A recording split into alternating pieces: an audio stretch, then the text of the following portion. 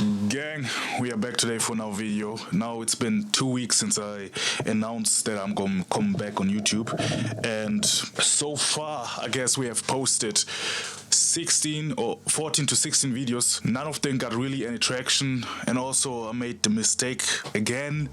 I paid some random dude on the internet to like do SEO, search engine automation on my videos, and this guy for some reason find it necessary to like promote my video. Now I got a lot of views in comparison, but I don't know, the views just came from promotion, not from the video itself. That's literally worthless. That's absolute worthless for me. So again, mistakes may be made, learned my lesson.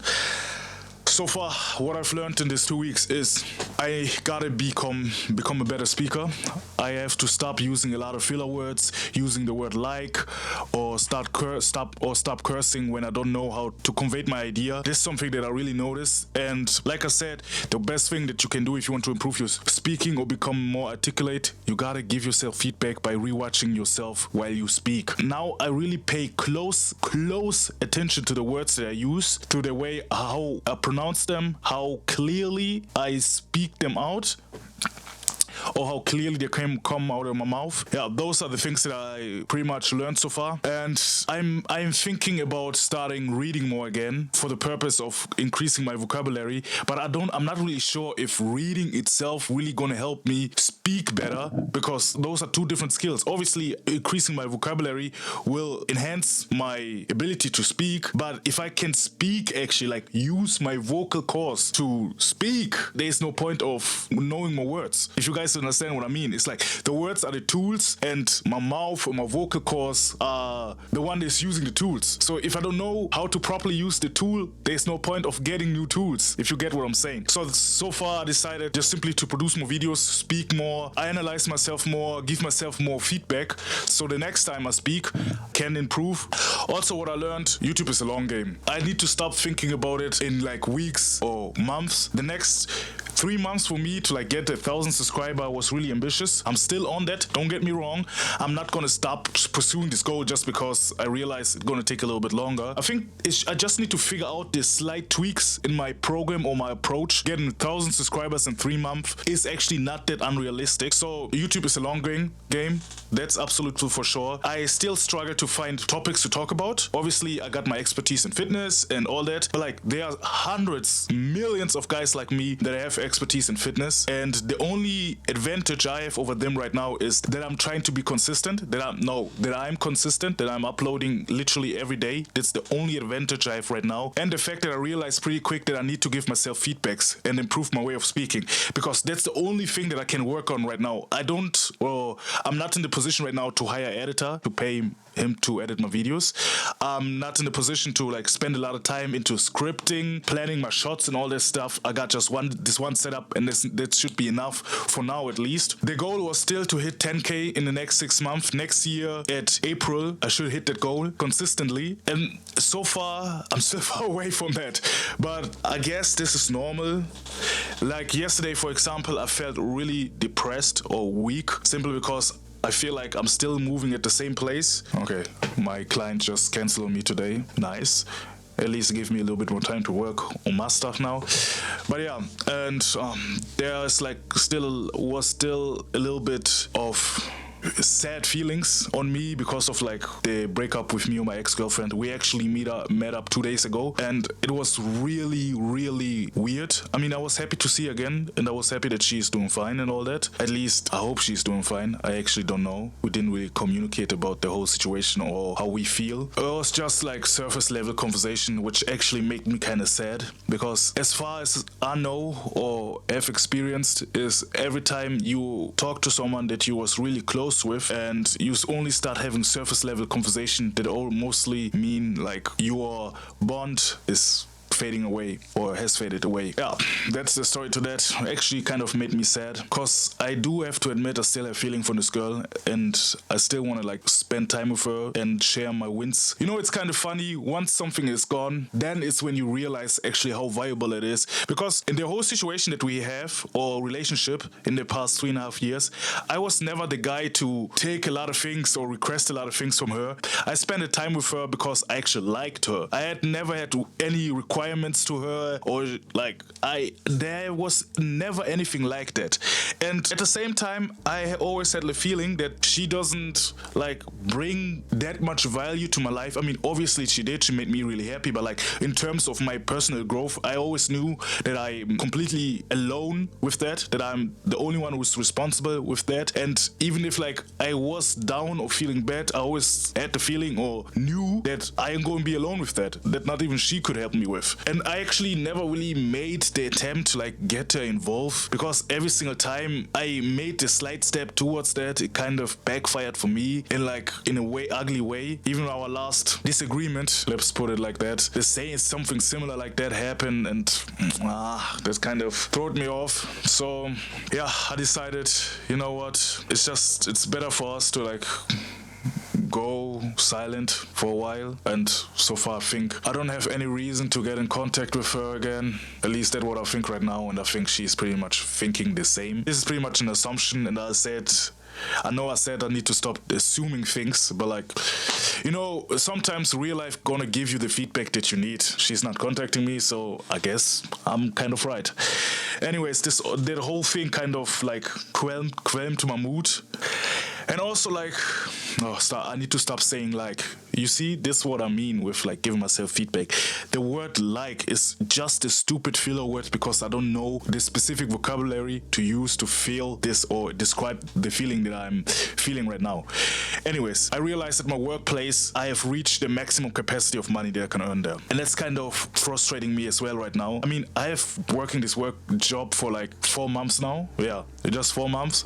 And I know it was just a job for me to get income in, to pay my bills, but I never expected that I'm gonna be maximized at that job so quick. I think I'm not gonna be able to earn more than €2,500 a month there. I'm not gonna be able to earn more than that there. And I'm literally, when I'm not sick or like an inconvenient happen from my workplace sites, I'm hitting the number every single month. And that's like the max capacity I've seen anyone reach there. Or they told me this is the max that anyone can reach there. And so far I've been hitting that number close to, but every single month. And there's so far no point anymore. But I guess it's just part of the grind, where sometimes I gotta first be satisfied with the things that I have right now. I mean, €2,500 a month is not that bad in my case. I don't have any bills literally. I'm just saving up money. Yeah, the only thing that is costing me money is right now my driver's license. Good news, we almost finished with that.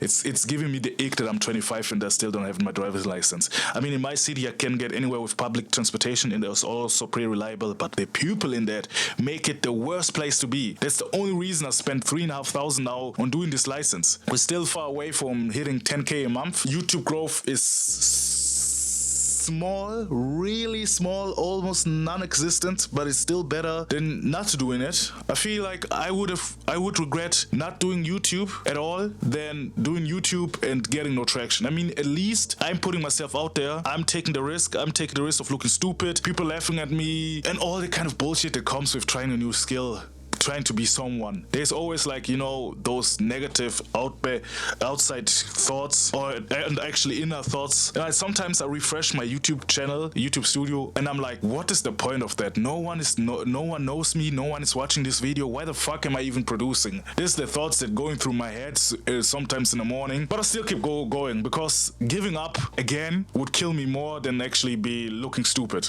But one thing we are winning like crazy right now is fitness. Guys, like the gains that I'm making right now, strength numbers that I'm hitting. Last week, or no, not even last week, like 4 days ago, I hit 60 kg incline press for 6 reps actually. That's absolute record for me. Like, how many people do you see in the gym can actually do that? Me personally, like in real life, I've only seen myself doing it. No one else. And I go to a gym with a lot of guys that enhance, like juice heads. That's what's one thing that I was really proud of. Before I started doing this set, I was actually kind of scared. In my head, I was thinking, okay, what if I injure myself again? Or what if I can press it? Or I don't have a spotter and all this shit. But I said, you know what? Every single time I'm scared of doing something, this is when a new door is about to open to me. And guess what? I did it for 6 reps. Not 1, not 2, not 3, not 4, but 6 reps. It still put a smile on my face. I don't know. It's actually so stupid, because it doesn't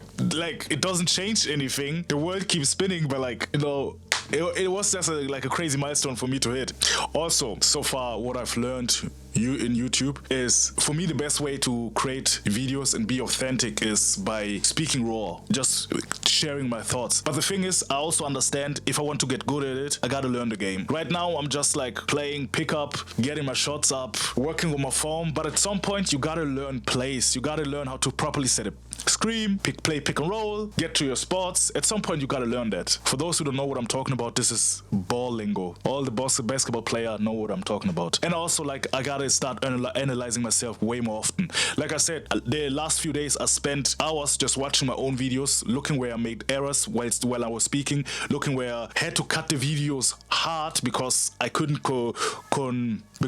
build a cohesive sentence. Yes, that's also like one thing that I learned so far. Also, like my stupid head, I was using the DJI mics the whole time. I mean, they work pretty well, but I was still not satisfied with the audio. And I bought this microphone a while ago, and for some reason, I couldn't figure out how to connect the microphone to the camera. I thought I needed like a whole audio setup and all this stuff, but all I needed was like a cable for the microphone jack and connect it to the camera. And I watched so many YouTube videos that told me I need to have this setup to make it work, but I didn't. Just this one cable was enough. Guys, I felt so stupid. Anyways, lesson learned. Sometimes make things simpler. It's better than trying to look fancy. And also what I've learned so far, I gotta figure out what is really my unique advantage when it comes to YouTube. There are a lot of YouTubers that doesn't really produce crazy videos and are still successful. And I guess this is like the route that I have to take now. Oh God, I gotta turn off the notification on my Apple Watch. It's kind of killing the vibe right now. Anyways, like I said, this is kind of the route that I have to take now. I have to produce videos raw and educational, so people see the value that I have to bring to the table, at least on YouTube. This is the only way that I think they're going to be successful. Because the thing is, I personally don't think I'm the most entertaining, like when it comes to keeping people on the video, but I know for sure I can teach, I have valuable information, and I actually can make people transform or improve the situation they're in with my knowledge. That I'm definitely for sure. But I also know my weakness. I'm not funny, or at least I'm not the funny guy. I cannot bring the type of energy that Mr. Beast is, for example, bringing to his video. That's not who I am. I'm more like Hamza. I know this kind of a crazy comparison, but like when it comes to videos or like human being, I'm not that loud, obnoxious, super energized type. I mean, I have huge energy. I have a positive vibe around me, but like not to that extent. Yes, that's all the things that I've learned so far. And the road to 10K is like week 2 now. I posted videos consistently. I gotta keep it going for another 2 weeks, so we got 1 month down. 14 videos are up. I'm looking to start vlogging actually my gym sessions in the near future. I think I'm gonna probably pretty much buy me the new DJI 3 or something it's called to film my videos in the gym. So yeah, in the near future there will be a lot of workouts video again, as a like raw workout videos where I explain my split, show you how I actually perform this exercise, why I train this that way. And goal is next 6 months build a personal brand, build my coaching, and make 10K a month. And I hope I'm gonna watch this video in the near future again and be like, yes, I actually did all of that. And with that being said, I'll see you guys in the next video. Stay